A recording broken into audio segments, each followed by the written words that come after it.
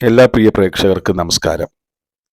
കേരളം ഈ കഴിഞ്ഞ 2 ദിവസങ്ങളായി ചർച്ച ചെയ്യുന്ന ഏറ്റവും പ്രധാനപ്പെട്ട ഒരു വിഷയമാണ് ബഹുമാനപ്പെട്ട രാഹുൽ ഗാന്ധിക്കെതിരായിട്ട് BJPയുടെ ഒരു പ്രതിനിധി ചാനൽ ചർച്ചയിൽ വന്നിരുന്നുകൊണ്ട് വേണ്ടി വന്നാൽ രാഹുൽ ഗാന്ധിയുടെ നെഞ്ചത്ത് വെടിയുണ്ട പായിക്കുന്നതിനും മടിയുണ്ടാകില്ല എന്നുള്ളതായ വാർത്ത.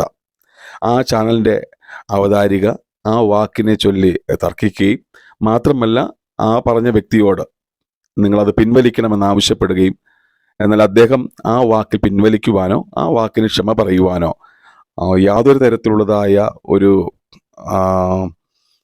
മാനുഷിക പരിഗണന നൽകാതെ വീണ്ടും അദ്ദേഹം പറഞ്ഞ വാക്കിൽ തന്നെ ഉറച്ചു നിൽക്കുന്നതായ ഒരു സാഹചര്യത്തെയാണ് നമുക്ക് കാണുവാനായിട്ട് കഴിഞ്ഞത്. നമുക്കിത് മനസ്സിലാക്കുവാനായിട്ട് കഴിയുന്നത് ഒരു കാലഘട്ടത്തിൽ അല്ലെങ്കിൽ എപ്പോഴും പറയുന്ന ഒരു കാര്യമാണ്, ഇന്ത്യയിൽ വെച്ച് ലോകത്തിൽ വെച്ച് മലയാളികൾ അല്ലെങ്കിൽ കേരളക്കാരെന്ന് പറയുന്നത് വളരെ അഭിമാനമുള്ളവരും വലിയ പ്രത്യേകത ഉള്ളവരെന്നൊക്കെ ഉള്ളതായ കാര്യങ്ങളാണ് പലപ്പോഴും പലരും പറഞ്ഞു കേട്ടിട്ടുള്ളത്.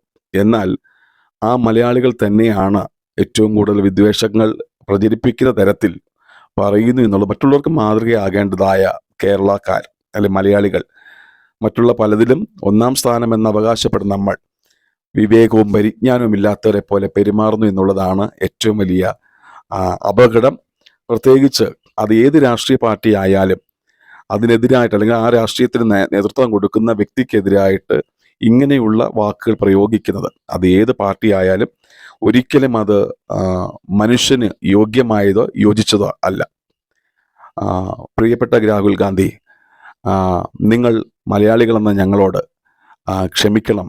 കാരണം ഞങ്ങൾക്കൊരു അഭിമാനമാണ് മലയാളികൾ എന്നുള്ളതായ വാക്ക് പറയുവാനായിട്ട്. എന്നാൽ ഞങ്ങളുടെ ഇടയിൽ നിന്ന് ഞങ്ങളുടെ ഒരു സഹോദരൻ വന്നു പോയ പിഴവ് ക്ഷമിക്കണം എന്ന് പറഞ്ഞുകൊണ്ട് നിർത്തുന്നു.